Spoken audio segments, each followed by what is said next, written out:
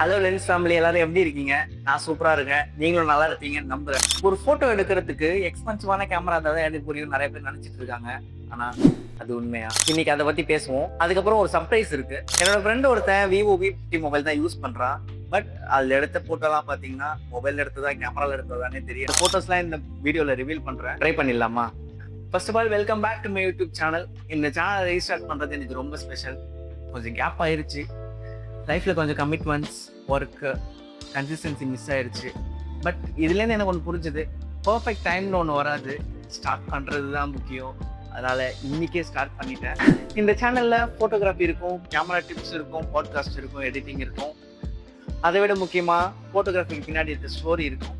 So சேர்ந்து கற்றுப்போம், சேர்ந்து improve ஆகும். நிறைய பேர் என்கிட்ட DSLR கேமரா இல்லை, மிரர்லெஸ் இல்லை, மொபைல் தான் இருக்குது அப்படின்னு சொல்லி ஃபீல் பண்ணுவாங்க.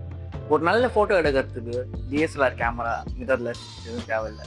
ஒரு நல்ல ஃபோட்டோ எடுக்கிறதுக்கு patience, light observation, composition, story இது இருந்தாலே உங்களால் எந்த கேமராலையும் நல்ல ஃபோட்டோ எடுக்க முடியும்.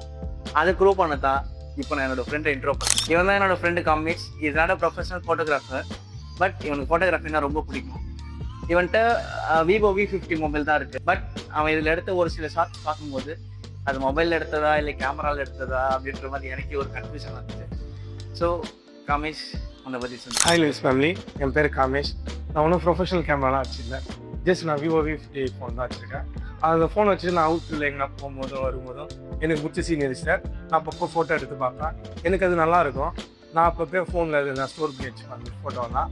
எனக்கும் வந்துட்டு கேமரா ஃபோட்டோ எடுக்கணும்னு ஆசை. ஆனால் அந்த இது எடுத்து வச்சுட்டு இல்லை. அதனால என்கிட்ட இருக்கிறத வச்சு நான் அழகாக ஃபோட்டோ எடுத்து யூஸ் பண்ணி. சரி, ஓகே. நம்ம காமேஷ் எடுத்த ஒரு சில ஷார்ட்ஸை பார்க்கலாமா? ட்ரை பண்ணிடலாமா?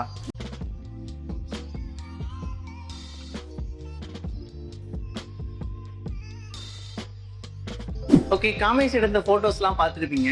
இதுலேருந்து நம்ம ஒன்று புரிஞ்சுக்கணும். ஒரு நல்ல ஃபோட்டோ எடுக்கிறதுக்கு எக்ஸ்பென்சிவான கேமரா தான் வேணும்னு அவசியம் இல்லை.